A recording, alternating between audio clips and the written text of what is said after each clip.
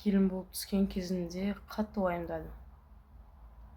Өйткені басқа үйге келін болып түскенде өзіңді қалай қабылдайтынын білмейсің ғой.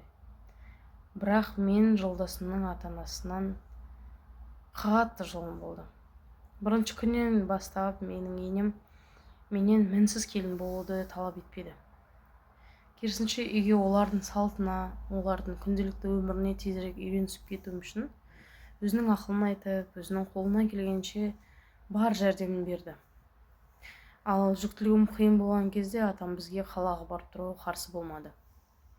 Бастапқыда босанғанға дейін қалада тұрып, кейін жағдайымыз жақсы болса қайта келеміз деп ойлағанбыз.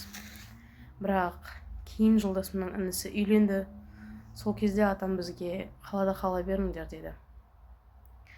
Мен ата-анамның жолдасына ең қатты риза болатын нәрсем, олар ешқашан бізге, отбасымызға араласып, былай өмір сүріңдер, мынаны осылай жасаңдар, болмаса басқандай ақыл айтып, өз дегендерін таңбады бізге.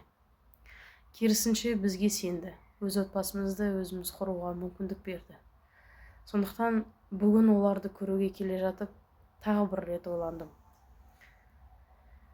Әке, апа, алғысым шексіз сіздерге. Маған сенгендеріңіз үшін рахмет.